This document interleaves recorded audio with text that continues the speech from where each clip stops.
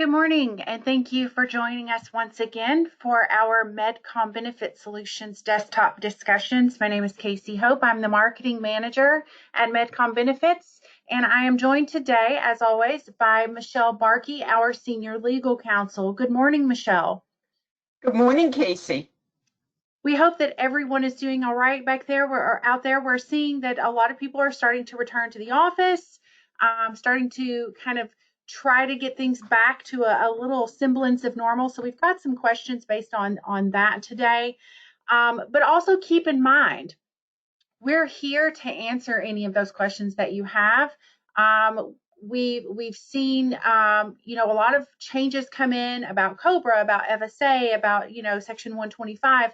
And we had that big rush, but now as things kind of go back to the office, there may be a little set of different questions. So just remember, anything that you have out there, make sure you send those over to COVID-19 questions at MedCom Benefit Solutions. And then we will be here each Tuesday at 10 a.m. for as long as we're getting questions. So thank you. Thank you for submitting questions. Thank you for being here to listen. And without further ado, I will go ahead and get started with our first question this morning. So, Michelle, question number 1. We are beginning to bring back our employees from furlough. We will be offering them benefits once again, starting July 1st, 2020. Is this correct? Not really. If you had put the employees on furlough and never terminated them with the expectation that they would be returning to work, then this could cause some issues with the Affordable Care Act if you are an applicable large employer. Let's review. If you hired an employee with the reasonable expectation that they would work full-time, and then you placed them in a waiting period that lasted no more than 90 days, when you furloughed the employee, they in fact had a reduction in hours. In this situation, you cannot immediately terminate them from the health plan, but would have to measure them for at least 3 months. And if during each of those 3 months, they worked under 130 hours, then they can be terminated from the plan. On the other hand, if you had put the employee in a measurement period and the employee averaged over 130 hours a month during that measurement period, then the employee would be considered a full-time employee for the entire stability period, and benefits could not be terminated even if they had that reduction of hours and were furloughed. Now, on the other hand, if you terminated the employee and they returned to work within 13 weeks, and you brought them back to work this month after a termination, then yes, July 1st would be the appropriate time to offer them benefits. I just want to give a little bit of a warning on the ACA. The Treasury Inspector General on June 10th of 2020, hot off the presses, came out with a pretty scathing report on the IRS and the handling of penalties, including incorrect 1095-C and 1094-C forms. So it is more important than ever to follow the ACA rules and to make sure next year when you do e-reporting that everything goes smoothly and that the forms are completely accurate. Thank you, Michelle. I know that can be such tricky business with the ACA and completing all of those forms correctly and in a timely manner. So very important stuff to pay attention to there. Our second question today is, we're beginning to prepare our quote unquote forgiveness under the PPP. We are also receiving tax credits for 3 employees who were on expanded family medical leave. Can we claim these employees under the PPP as well? No, you can only claim them under the tax forgiveness program, one or the other. You cannot double dip. That makes sense. Carriers are now offering cheaper plans for employers since they can have benefit changes during this time. The question is, if the POP document requires an amendment, if an employer allows participants to add a health plan or switch a health plan or drop a health plan and to elect one on their own. Yes, the POP plan and the VAT plan and the SPDs will have to be changed. Just make sure the carriers are offering the mid-year election changes, as we have heard several are not. Communication with carriers is key at this point. Now, it seems in this case they are offering a cheaper plan. I don't know if that cheaper plan is also a skinny plan.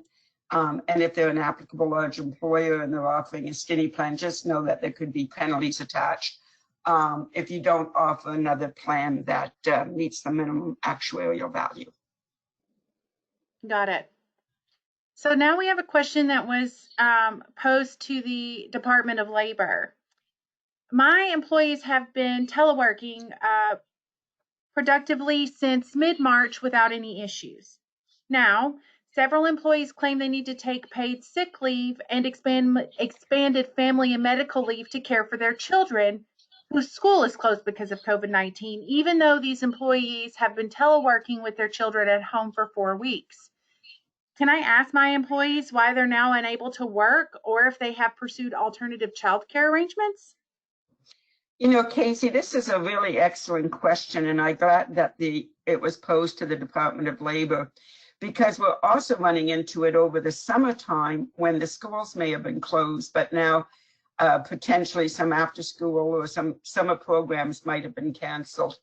So this is what the DOL said.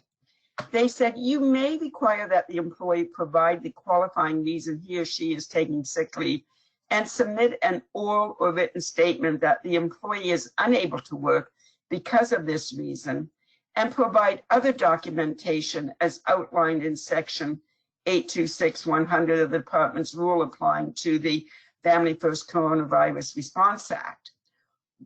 Then they went on to say that while you may ask the employee to note any changed circumstances in his or her statement as part of explaining why the employee is unable to work now, you should exercise caution in doing so, lest it increase the likelihood that any decision denying leave based on that information is a prohibited act.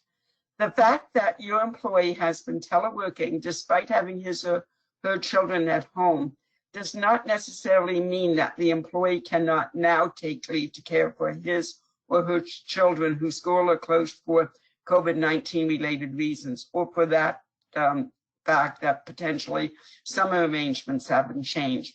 For example, your employee may not have been able to care effectively for the child while teleworking, or perhaps your employee may have made the decision to take paid sick leave or expanded family medical leave to care for the children so that the employee's spouse, who is not eligible for any type of paid sick leave, could work or telework. These and other reasons are legitimate and do not afford a basis for denying paid sick leave or expanded family medical leave to care for a child whose school is closed for a COVID-19 related reason.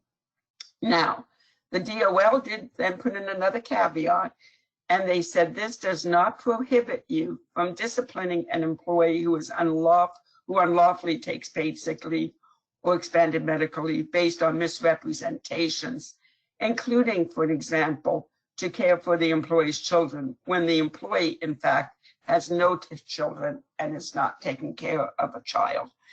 Again, I think what the DOL is trying to tell us here is to exercise caution. The Expanded Medical Leave Act was made for a reason. We know that employees are having difficult times with child sick leave, and that we have to be very, very careful when denying this type of leave during the COVID-19 crises. This might be particularly true if we are now asking employees to come back to work and the children's daycare facilities are still closed over the summer.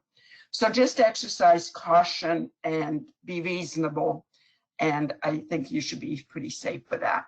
And don't forget that if you're subject under the Family First Coronavirus Response Act, which is any employer who has 499 or less employees, then you're also getting tax credits for this. So with this, that's the end of the DOLs on this subject. Thanks, Michelle. I appreciate that, and I think a lot of people do. It's quite, overwhelming amount of information there. So kind of spelling it out clearly helps certainly a lot. Just want to remind you again that this has been recorded, that our desktop discussions are always recorded. And if you have been a regular attendee and have been, getting the emails and the video recordings, please note that those can always be found on our YouTube channel, MedCom Benefit Solutions. On YouTube, it's in a playlist called News and Updates. It's really easy to find and kind of go back and listen to any of the things that we've covered over the past few months. We will be here, as I said earlier, to answer any of your questions that are coming out now about possibly returning to the office and maybe best practices for that. So please don't forget to send those questions over to COVID-19 questions at medcombenefits.com, and then tune in to the desktop discussions each Tuesday at 10 a.m. with myself and Michelle. Michelle, thank you so much today. And thank you, Casey. Absolutely. Thanks for your expertise, and thank you all for joining us. We hope you have a wonderful day.